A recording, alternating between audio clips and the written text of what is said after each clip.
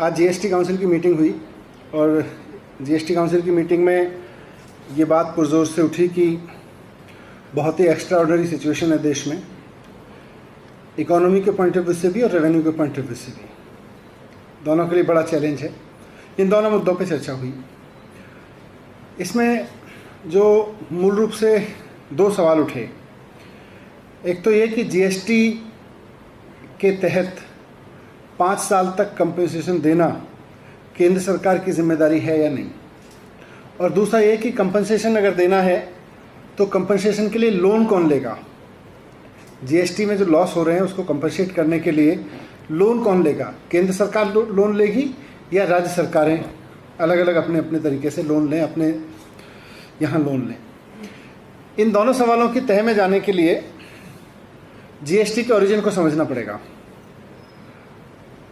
2017 में 16 में केंद्र सरकार ने राज्यों को सपना दिखाया, देश को सपना दिखाया कि हम देश का सबसे बड़ा टैक्स रिफॉर्म लेके आ रहे हैं। लोगों को कहा गया कि महंगाई कम हो जाएगी।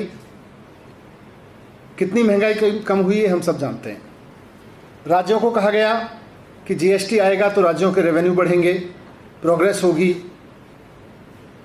इसलिए अपने टैक्स राइट्स 70% टैक्सेशन राइट्स उठा के सब्ज्यूम कर दीजिए, जीएसटी में डाल दीजिए। आपको टैक्स लगाने की ज़रूरत नहीं है, बस जीएसटी लगा करेगा और आराम से आपके पास में रेवेन्यू की कोई कमी नहीं हो पाएगी इस चीज़ में।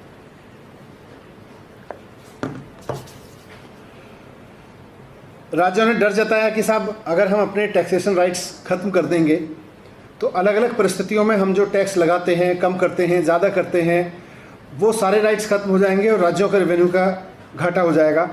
तो केंद्र सरकार ने राज्यों को भरोसा दिलाया था कि आप चिंता मत करो, अगर आपका रेवेन्यू कम होगा, पहले तो उन्होंने कहा कि हम जिम्मेदारी लेते हैं कि आपका रेवेन्यू बढ़ेगा, फिर भी अगर आपको डर है कि आपका रेवेन्यू कम होगा तो हम जिम्मेदारी लेते हैं कि अगले 5 साल तक 14% की ग्रोथ से केंद्र सरकार कंपनसेशन दिया करेगी। इस भरोसे पर राज्य तैयार हुए। अब पिछले 3 साल में, आज चौथा साल है जीएसटी के इम्प्लीमेंटेशन को, पिछले 3 साल में ना तो देश में महंगाई कम हुई, ना ही राज्यों का रेवेन्यू बढ़ा, केंद्र सरकार का भी नहीं बढ़ा। तो जीएसटी महंगाई रोकने के मोर्चे पे भी फेल हुआ, जो कि एक सपना दिखाया गया था।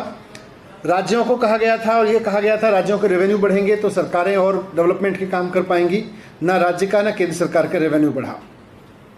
आज जबकि सारी राज्य सरकारें रेवेन्यू के शॉर्टफॉल से जूझ रही हैं, कमी से जूझ रही हैं, तो जीएसटी ने, केंद्र सरकार ने जीएसटी कंपनसेशन देने पर हाथ खड़े कर दिए हैं। केंद्र सरकार कह रही है कि कानून में कोविड की महामारी के चलते हुए कंपनसेशन की बात नहीं थी, इस तरह की परिस्थितियों के चलते कंपनसेशन की बात नहीं थी।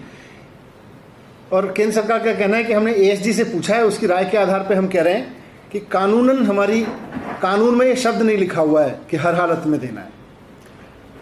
आज कई राज्यों ने जीएसटी काउंसिल में, इंक्लूडिंग बीजेपी के स्टेट्स ने, जो बीजेपी रूल्ड स्टेट्स हैं, सब ने 2-4 राज्यों को छोड़ के इस बात को जोर दे के कहा कि कंपनसेशन देना तो केंद्र सरकार की जिम्मेदारी है। कई राज्यों ने जीएसटी काउंसिल की 7वीं, 8वीं और 10वीं मीटिंग्स के मिनट्स पढ़ के सुनाए, जिसमें साफ साफ लिखा हुआ है कि केंद्र सरकार जिम्मेदारी लेती है कि अगर राज्यों का रेवेन्यू कम हुआ तो केंद्र सरकार कंपनसेट करेगी। तत्कालीन वित्त मंत्री और उस वक्त के वित्त सचिव, उनके स्टेटमेंट्स भी मिनट्स में दर्ज हैं कि जब राज्यों ने शंका जाहिर की थी कि साहब रेवेन्यू कैसे ठीक होगा, रेवेन्यू में गड़बड़ होगी तो कैसे काम चलेगा, तो और कंपनसेशन कैसे दिया जाएगा, तो वित्त मंत्री, वित्त सचिव के बयान है उस मिनट्स में कि साहब केंद्र सरकार जिम्मेदारी लेगी, ये केंद्र की जिम्मेदारी है कि कंपनसेशन दिया जाएगा। मैं आपके सामने आज केंद्र के एक और डबल स्टैंडर्ड को रखना हूँ। आज जब रेवेन्यू कम हो रहा है, ये जो जीएसटी का कंपनसेशन दिया जाता है, इसके लिए जीएसटी में ही अलग से सेस की व्यवस्था है। केंद्र सरकार अपने पास से नहीं देती है, सेस से लेके देती है, और उसमें लिख रहा है कि या तो सेस से या कोई और संसाधन जुटाए जाएंगे और उससे देंगे, इसमें कोई दिक्कत नहीं है।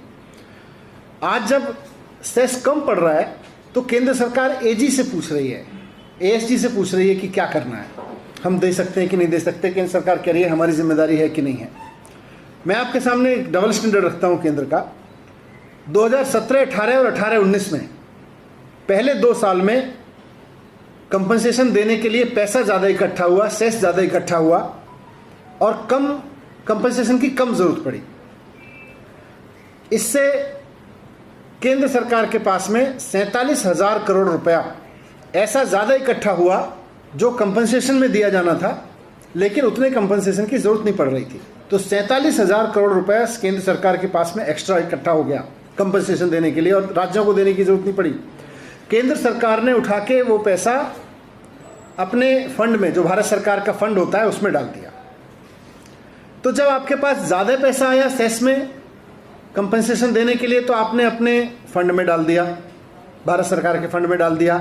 आज जब राज्यों को देने की बारी आई है और पैसा कम पड़ रहा है, तो आप कह रहे हो, एएसडी से पूछ रहे हो कि भाई हम दे सकते हैं कि नहीं दे सकते, हमें देना चाहिए कि नहीं देना चाहिए, हमारी जिम्मेदारी है कि नहीं है, क्या हमारी बाध्यता है कि नहीं है इन परिस्थितियों में कंपनसेशन देना। तो ये डबल स्टैंडर्ड है केंद्र सरकार का। आज अगर जीएसटी नहीं होता, मैं जीएसटी के खिलाफ नहीं हूं, लेकिन अगर नॉन जीएसटी रिजीम होता, वैट का या सेल्स टैक्स का, तो राज्य सरकारें अपने अपने तरीके से कहीं टैक्स कम करते, किसी पे ज़्यादा करते, किसी में लोगों को प्रोत्साहित करते, भाई हम इसमें कम कर दे रहे हैं, थोड़ा ज़्यादा टैक्स दो, ज़्यादा लोग कंप्लाइंस करो। अपने अपने तरीके से टैक्स डिफाइन कर सकती थी और अपने घाटे को अपने कर्मचारियों की तनख्वाह देने के लिए, अपने खर्चों के लिए पूरी कर सकती थी। लेकिन जीएसटी रिजीम में आने के लिए राज्यों के अधिकतर टैक्सेशन के राइट्स जीएसटी काउंसिल में चले गए, भारत सरकार के इस भरोसे पे कि अगर कम पड़ेगा तो भारत सरकार देगी 5 साल तक। आज तो चौथा ही साल है। आज की जीएसटी काउंसिल की मीटिंग में ज़्यादातर राज्यों ने कहा कि कंपनसेशन देना केंद्र की जिम्मेदारी है और इसके लिए ज़रूरत पड़े तो केंद्र सरकार लोन ले, जिसे बाद में सेस से चुका दिया जाएगा। भारत सरकार को इसको पे करने की जरूरत नहीं पड़ेगी, भारत सरकार के ऊपर इसकी पेमेंट की जिम्मेदारी नहीं पड़ेगी, पेमेंट तो सेस से होगा। लेकिन अभी लोन कौन लेगा? लोन केंद्र सरकार ले ले। लेकिन भारत सरकार आज इसके लिए तैयार नहीं हुई। उसने राज्यों के सामने ऑप्शन रखा है कि अगर कंपनसेशन, उसने राज्यों के सामने ऑप्शन रखा है कि अगर कंपनसेशन चाहिए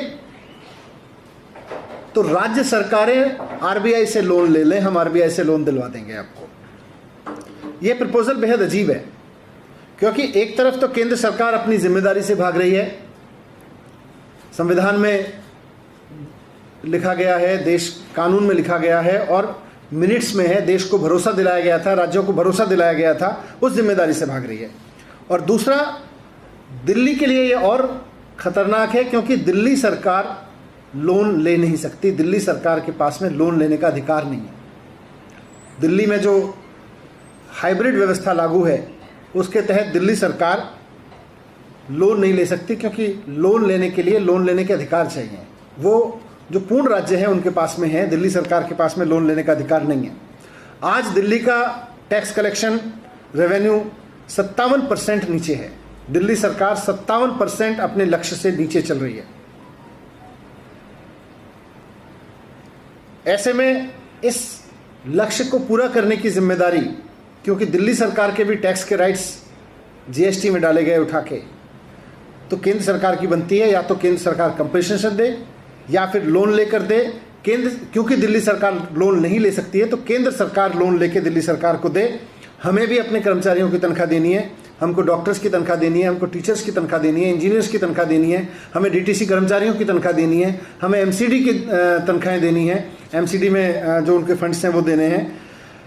पिछले 4 महीने में दिल्ली सरकार को 7,000 करोड़ रुपए कम टैक्स मिला है, रेवेन्यू शॉर्टफॉल है। पूरे साल को देखें तो 1 क्वार्टर का है ये, लगभग पूरे साल को देखें तो करीब 21,000 करोड़ रुपए का शॉर्टफॉल होगा। अगर ये 21,000 करोड़ रुपए का शॉर्टफॉल रहा और केंद्र सरकार कहती रही कि भाई हम कंपनसेशन नहीं देंगे, राज्य सरकारें लोन ले लें, और दिल्ली सरकार के लिए केंद्र सरकार लोन लेके नहीं देगी, तो दिल्ली सरकार के पास तो लोन लेने का अधिकार है नहीं। तो ऐसे में फिर तनख्वाहें कहाँ से दी जाएंगी? ऐसे में एमसीडी के फंड्स कहाँ से आएंगे?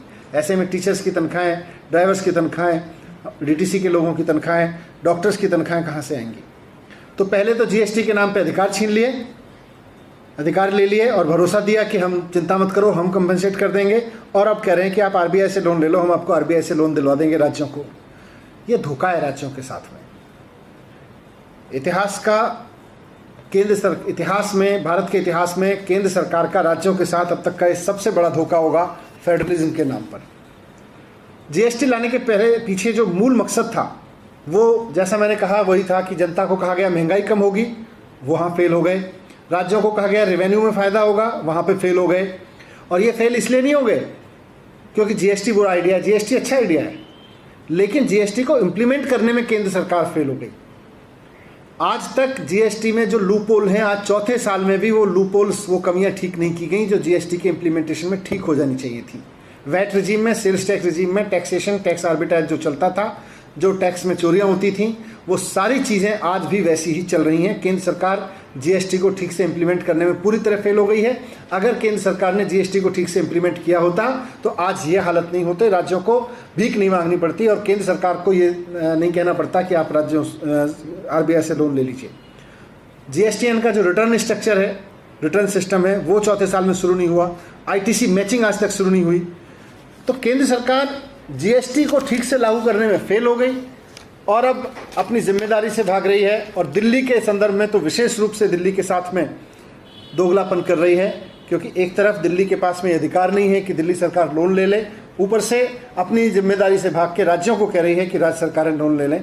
हमने आज इसका विरोध किया है, हम आगे भी इसका विरोध करेंगे। Thank you.